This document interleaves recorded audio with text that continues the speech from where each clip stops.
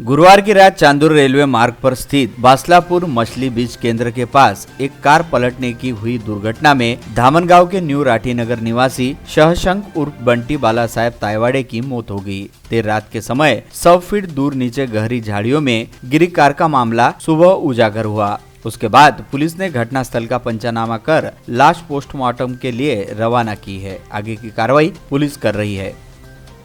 पुणे में महिलाओं के लिए सेना भर्ती प्रक्रिया अमल में लाई जा रही है। 12 से 14 जनवरी के बीच यह भर्ती प्रक्रिया पूर्ण होगी। महाराष्ट्र, गोवा और गुजरात की युवा महिलाओं को रोजगार मिलना चाहिए। इस उद्देश्य से यह भर्ती की जाएगी। 10वीं उत्तीर्ण महिला व लड़कियों के लिए यह भर्ती प्रक्रिया अमल में लाई जाएगी। Army institute of physical training के दौरान 12 से 14 जनवरी के बीच यह भर्ती प्रक्रिया होगी। अनुसूचित जनजाति के विद्यार्थियों अंग्रेजी माध्यमों के नामचीन निवासी शालाओं में होने वाले खर्च का पिछले 14 वर्ष से ऑडिट ही नहीं हुआ।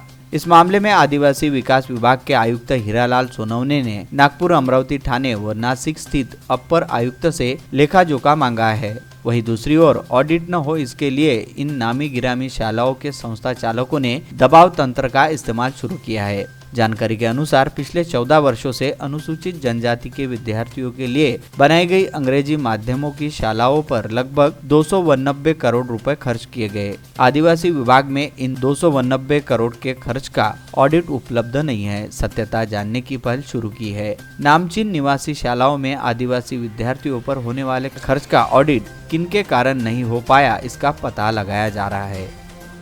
97 साल पुरानी 3 कार की मरम्मत के लिए शहर के बियानी चौक निवासी दीप सिंह बग्गा ने 8 वर्ष पूर्व नागपुर के मैकेनिक को कार सौंपी थी, परंतु मैकेनिक ने उन तीनों कारों का सौदा करते हुए धोखाधड़ी का मामला सामने आया था। पुलिस थाने में शिकायत दर्ज होने पश्चात आरोपी को गिरफ्तार करते हुए पुलिस ने वह तीनों कार जब्त की थी। यह 3 कार फैजपुरा पुलिस थाने में भंगार के रूप में पड़ी थी। कोर्ट के आदेश के पश्चात गुरुवार को वह 3 ब्रिटिशकालीन कार मूल मालिक को सौंपी गई है। तेज रफ्तार क्रूजर की दुपहिया मोटरसाइकिल को टक्कर लगने से हुई दुर्घटना में पुलिस सिपाही की घटनास्थल पर ही मौत हो गई तथा उनका भांजा गंभीर जख्मी हुआ। यह दुर्घटना शिंगनापुर दरियापुर मार्ग पर गुरुवार को शाम 7 बजे दौरान घटित हुई। योगेश मातकर सोनारखेड़ यह मृतक का नाम है। वह अमरावती पुलिस आयुक्तालय अंतर्गत आने वाले नागपुरी गेट पुलिस थाने में बतौर सिपाही कार्यरत थे। वह अपने दुपहिया से अपने भांजे के साथ दरियापुर जा रहे थे। शिंगनापुर के पास उनकी दुपहिया को क्रूजर ने टक्कर मार दी, जिसमें योगेश मातकर की जगह पर ही मौत हो गई। मध्य रेलवे भुसावल मंडल के प्रबंधन ने अमरावती से तिरुपति और हैदराबाद जयपुर इन 2 विशेष रेलगाड़ियों की समयावधि बढ़ा दी है। मर्यादित समयावधि के लिए रहने वाली यह गाड़ियां अब मार्च व अप्रैल महीने तक दौड़ेगी, जिसमें दक्षिण की ओर अमरावती वासियों को सुविधा होगी। मध्य रेलवे के भुसावल मंडल प्रबंधक कार्यालय की ओर से यह जानकारी प्राप्त हुई है। उसके अनुसार सप्ताह में हर सोमवार व गुरुवार को दौड़ने वाली यह 2 गाड़ियां आगामी 30 मार्च तक इनकी मुदत वृद्धि की गई है। नापिकी नैसर्गिक आपत्ति व अन्य कारणों से खेती फसल का नुकसान हो जाने से 1 जनवरी 2020 से 31 नवंबर 2020 इस समयावधि में राज्य में कुल 2270 कर्ज में डूबे किसानों ने आत्महत्या की है। इनमें से केवल 920 किसानों को 1 लाख रुपए का अनुदान राज्य सरकार की ओर से दिया गया है। शिकायतकर्ता वनरक्षक के बिल निकालने के लिए 2500 रुपयों की रिश्वत मांगने वाले वन विभाग के लिपिक कार्तिक मेश्राम को एसीबी के टीम ने रंगे हाथ धर दबोचा। यह कार्रवाई चिकलदरा गुगामल वन विभाग के सामने चाय की दुकान परिसर में की गई। अमरावती शहर के मुस्लिम यूथ लीग द्वारा मनपा आयुक्त को निवेदन दिया गया। अमरावती शहर में सड़क के किनारे हाथ गाड़ियों पर व्यवसाय कर अपने परिवार का उदर निर्वाह करने वालों पर इस प्रकार की कार्रवाई अन्यायकारक है।